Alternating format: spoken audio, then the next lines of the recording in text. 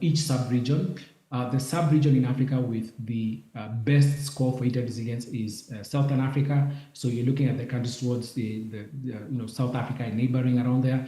They do have better resilience metrics data for them, followed by North Africa, and then Eastern Africa, and then Western Africa, and then finally Middle Africa or Central Africa. So that's the ranking for the regional data that we have.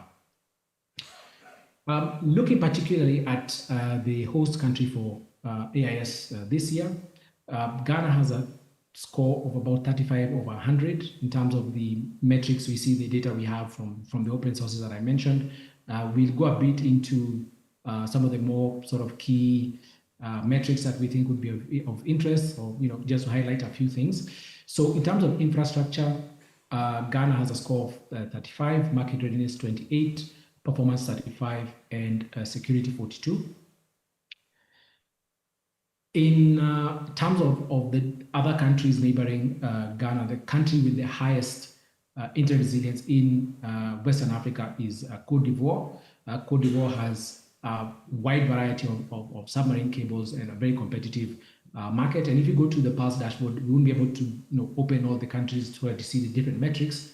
But if you look, you'll see exactly which sectors or which areas Cote d'Ivoire compares to, how Cote d'Ivoire does compared to other countries in Western Africa. So have a look at the Pulse dashboard for more details on the countries in Western Africa. Now, the data here is for each of the key pillars for Ghana. I apologize if it's a bit small in the room, but you can go to the Pulse dashboard and click on Ghana resilience and see a bit more detail. So under each key pillar, as I mentioned, the first one there on the left, top left, is infrastructure. You can see we look at the fiber ecosystem, we look at network coverage, we also look at a number of IXPs, so a number of sort of the physical features that allow users in Ghana to come online. So we look at that and we've given rounded scores for each of those metrics. And then market readiness, similar thing. We're looking at the market competitiveness, how competitive is the market in Ghana, and those are the key metrics. We look at traffic localization and market structure. Next slide here is showing the other two pillars. Again, I apologize if it's a bit small, but do go to the page and have a look. And we will focus on the market readiness next with Amrish.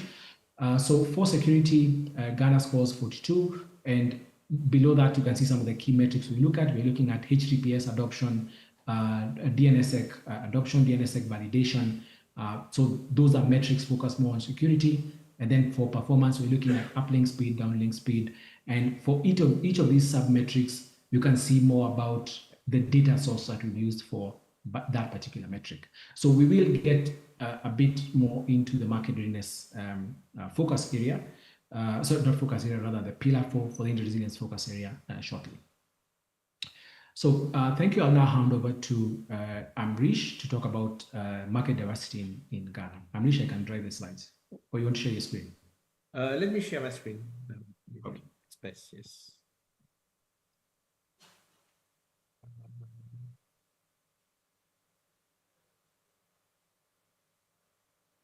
There we go. I hope you can see my screen.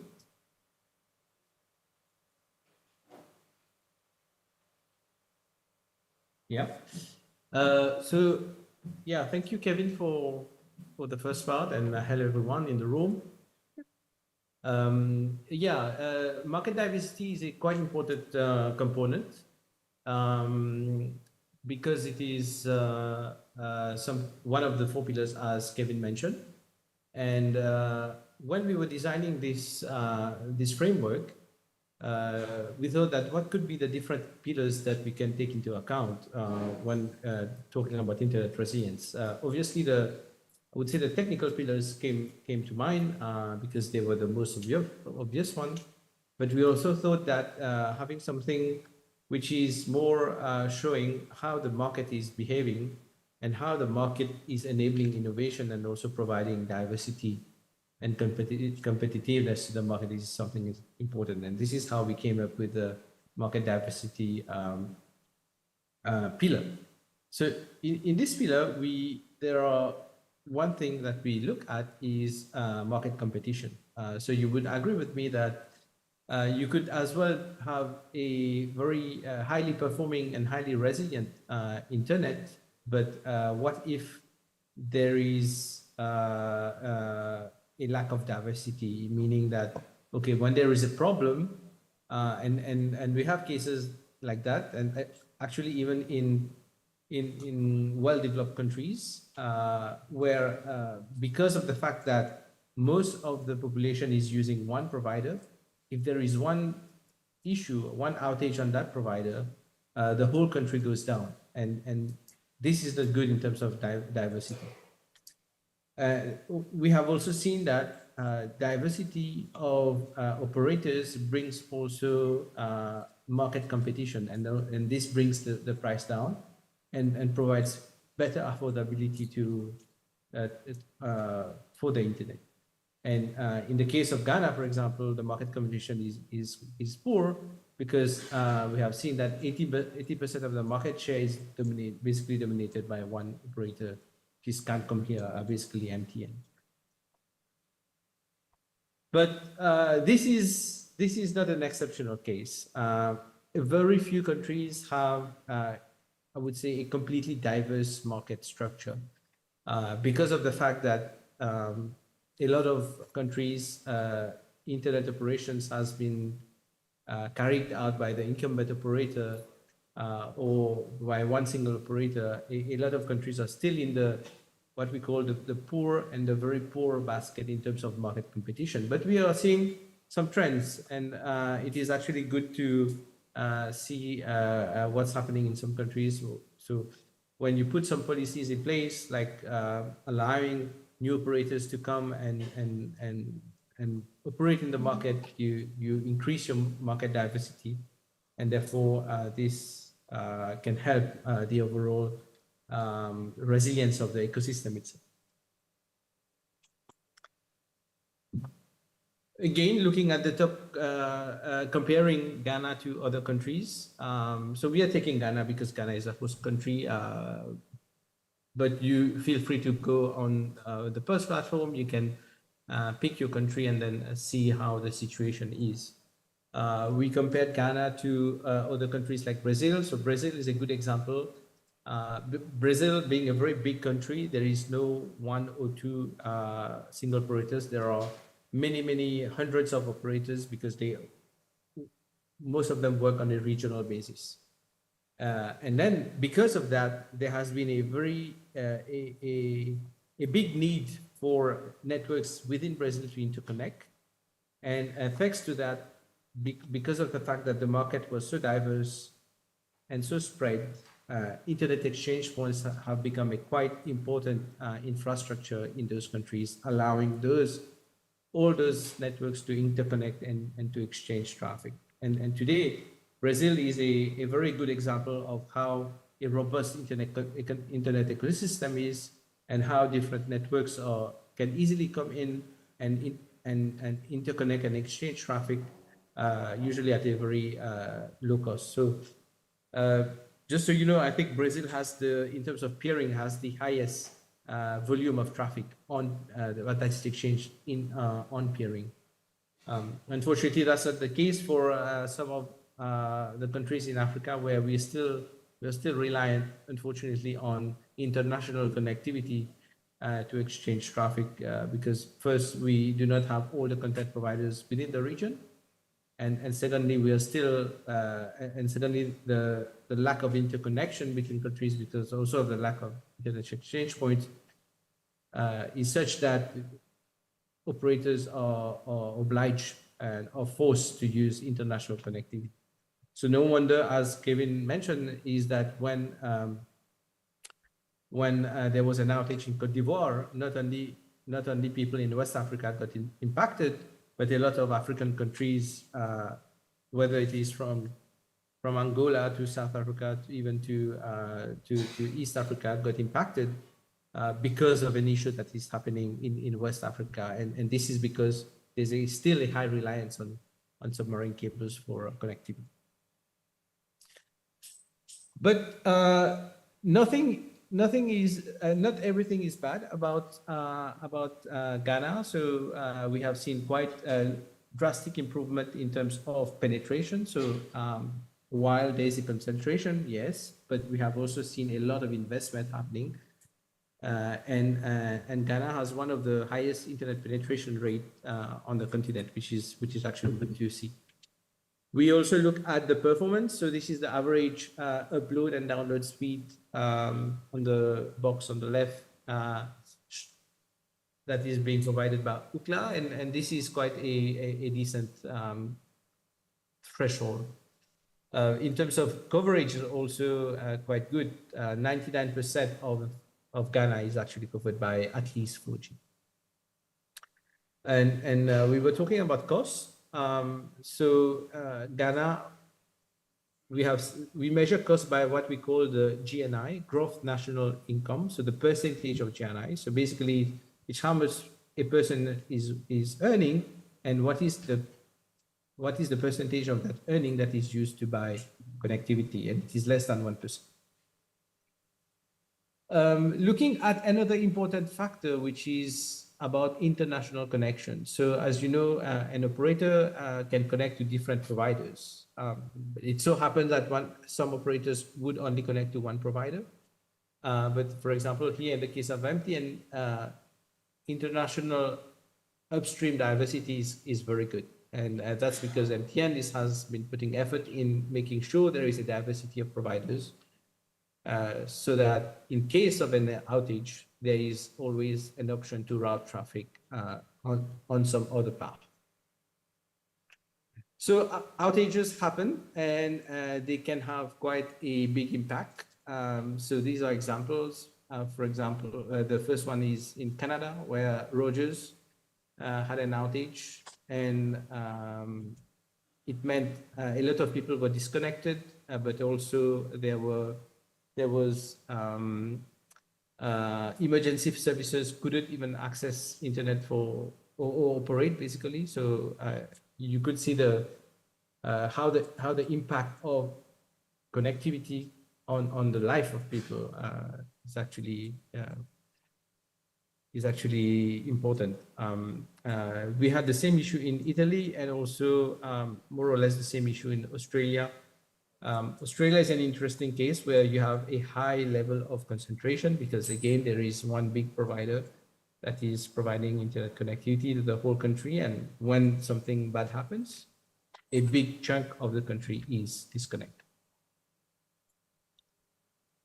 So this is what happened in Australia, where the outage lasted for 10 hours, and more than 400 million businesses and more than 10 million people were impacted. And this is because of some configuration issues that happened on BGP.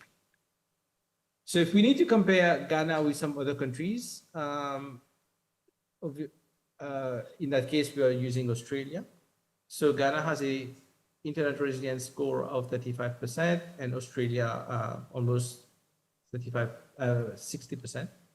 Market competition is very poor, unfortunately, in Ghana, but as you can see, even for a well-developed country like Australia, market competition is poor.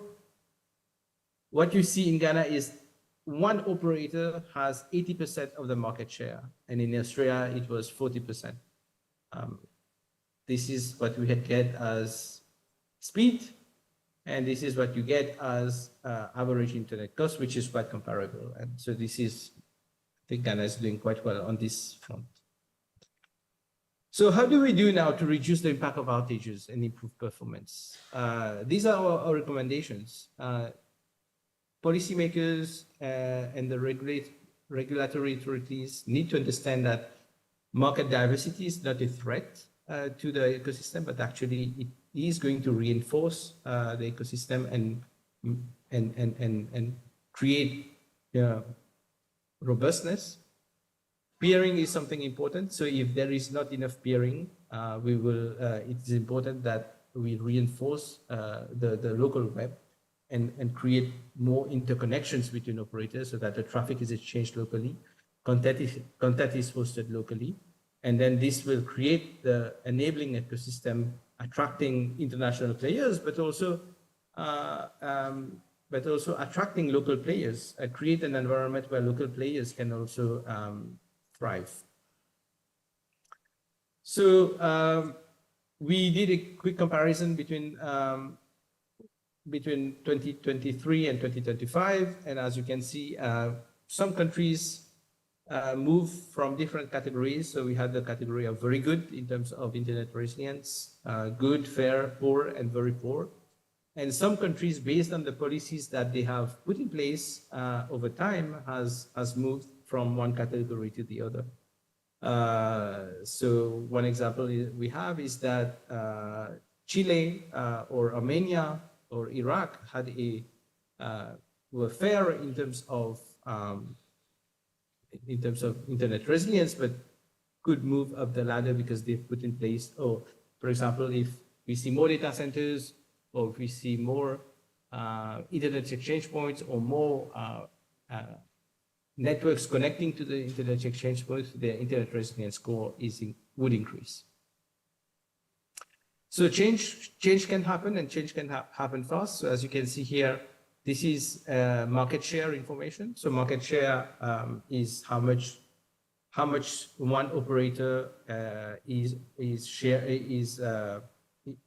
has the number of subscribers. And as you can see, things has been changing over time in Iraq, for example, here in Venezuela. So if you put the right policies in place and the right enabling environment, you can increase market diversity, and the market share of different providers can be as such that there is more robustness within the country. Now let's have a look at peering itself. So in Ghana, we have two internet exchange points where 45 members are connected. So this is roughly around 13% of all local networks are connected to those IXPs. And if we put all the capacity, the peering capacity of the networks, we have around 650 gigabyte in terms of capacity. So 13% is, I would say, an okay number, but there is still room for improvement.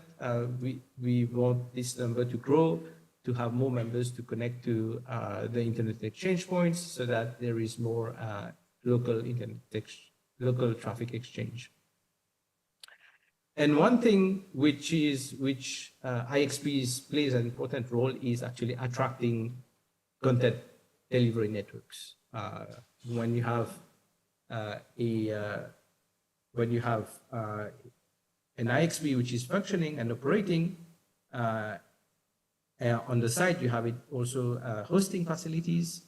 It is actually a fertile ground for content providers to come and put their caches. And this is good because, one, it reduces reliance on international bandwidth, which is sometimes or most of the time costly. And secondly, it is also increasing the quality of experience by reducing latency to those access. And we did a study at the Internet Society. So we looked at the top 1,000 websites that are the most visited in Ghana, and the numbers are quite good. So around 49% of the top 1,000 websites that are the most popular in Ghana are actually fetched locally. And as you can see, the average for Africa is around 36%. So in that regards, kudos to Ghana, where the numbers are looking quite good. So obviously, we encourage operators to do more and to increase that level of locally cached content. So how do we improve things? We can only improve things if we measure, and there are different techniques, tools, and instruments to measure. But an important aspect is also the documentation of the existing infrastructure. And here, I want to point out one initiative that we have at the Internet Society called the Open Fiber Data Standard, where we are putting some effort into trying to map terrestrial cable in different countries around the world. And we are we are working on the standard itself, which is there, but now we are also working with regulators and other governments to help us build a map of the internet. Because when you have this information which is readily available, you can first of all make better planning, because to improve your network, and especially identify maybe areas where cables are not laid, and and therefore people do not have access to fiber connectivity. And secondly, in the case of outage, you can easily fix the problem because you have a map which is up to date and providing you accurate information. So this is what I just mentioned about. So the Open Fiber Data Standard was an initiative started by the World Bank, Mozilla, ITU, ISOC, C Squared, and Liquid, and some other partners. And now it is being hosted at ISOC, and we want to work with more governments in the future to expand on the networks that we are documenting. That's it for me. I would like to thank you for your attention, and happy to take questions.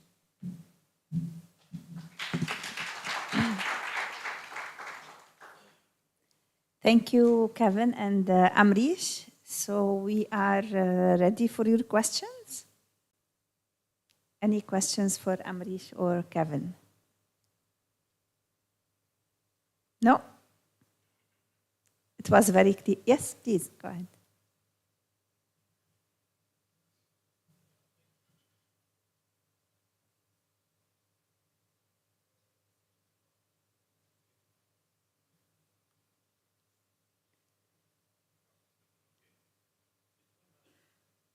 Let's give you this one.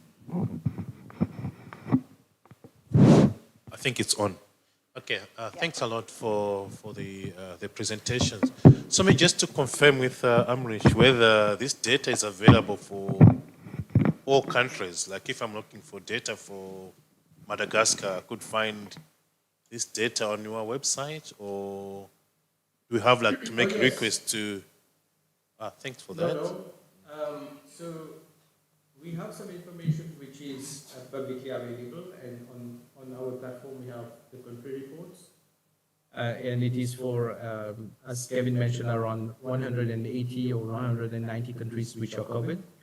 It is the same for the Internet Resilience Index, and also wherever we have information about Internet exchange points, we have this on our IXP tracker on the website. So yeah, a lot of countries are already available. Obviously, with the data, we are doing more in-depth analysis, and those in-depth analysis, we are not publishing them on the website, but we do present them at conferences like today. Okay, thank you. So maybe another maybe more generic question on the index in general. So we did a study on cybersecurity, looking across Africa, and the pattern was West Africa was doing better than Southern Africa. I mean, again, I think yesterday there was another index, I can't remember, but again, it was a similar pattern that West Africa is doing better than Southern Africa. I mean, similar with, I think what Kevin presented on those maturities. It seems like West Africa is doing better than South and East. Am I looking at the right pattern? And what would be the reason? What could explain why West Africa seems to be doing better in terms of maturity on the online spaces than what's happening in the southern part of Africa? Want to answer that, Kevin? Yeah, so are you, sorry to the gentleman for the number, just to clarify, you're referring particularly to the security metric, or you're saying in general for the data for West Africa and South Africa? Okay, maybe like in the example of what you presented on the internet resilience. So it seemed like if you look at those figures, that the West African countries are doing better in terms, they're more resilient than the Southern African countries. Is there a general reason why, how can explain this? Okay. Okay, thanks for the question. So yeah, there's a slide I shared for the sub-regional data where you see on average the countries in Southern Africa are doing better. So if you look at the data for Africa and categorize them in sub-regions, so Southern African, East African, Central, North, and West, the region that's performing the best on average is Southern Africa. However, there will be in a few instances where one or two countries in Western Africa will perhaps do better than others. And in that case, usually what happens is they have scored, that country is doing very well in certain metrics. So for example, Cote d'Ivoire has an inter-resilience index of 42, which is higher than several African countries. In fact, it's higher than East African country, Kenya. So Kenya's resilience is 40.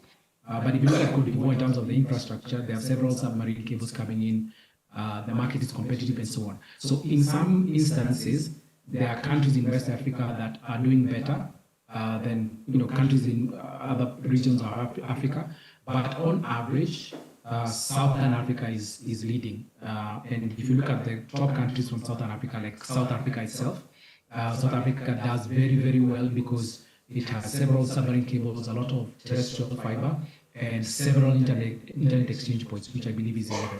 So the data we present is, we try to classify, yes, on a national level, but also on a sub-regional level. I don't know if that answers the question. Thank you, Kevin. We have questions from online. Yeah, please. Hello, I'm Rish. Hello, Kevin. Nice to see you. Questions from online. We have Eso Beng here. Amrish, thanks for the information. I believe the regulatory framework should structure policies for open access that submarine cable landing stations to curb monopolistic tenders. The average cross-connect at CLS stations in West Africa, with the exception of Nigeria, is extremely high. The cost of cross-connect in Europe, irrespective of bandwidth, capacities is around $800 monthly, whilst the country like Ghana for 10 Gbps is 3,500 USD, and averages on the capacity. With the advent of new submarine cables like 2 Africa Cross Connects are set by consortium to be less than $300. This compared to 100 gig. Cross Connect in Ghana at a CLS is around 5,500 USD, MRC, and 18,500 installation cost, which contributes to monopolistic tenders in the ecosystem. I believe these are very important issues we need to address as a continent. Thank you, Susan, for reading that long comment. I think it is a very important comment, and it actually shows how the ecosystem is actually in Africa, and how these practices can be detrimental to the good functioning and to the sustainability of small operators. As you know, if the costs are quite high, first of all, why is the cost that high in our region? Can we put in place the right policies so that we break those monopolistic practices? And the coming of new cables, such as the 2 Africa cable, is maybe an opportunity for different players and consortium of operators to come and talk and decide of what are the different pricing models that they can put in place so that it is beneficial not only for them, but also for the end users, because the price is going to trickle down. The more the prices are higher on the submarine cables, this will be translated into higher broadband prices and eventually impact users. Thank you, Kevin. We have one more question, please. Thank you, Kevin and Amresh. Before I go on to my question or my comment, I needed to touch base on the question that she just gave. I think to address that is competition, right? Ghana here, we have about 4 or 5 cables. I mean, to Africa is also coming in. And if I am right, the complaint is only for one cable station. Only one cable station has that kind of cross connect. So all you need to do is look out for the rest. I mean, there are cross connects as low as $100, even less than the 300 that you talked about. So it's because of the consortium, but there are other cables, and most of the telcos are picking from those as well. So going on to my comments, and then thank you, Amresh. I looked at your presentation. There was something about 13% of providers in Ghana connecting to the exchange point.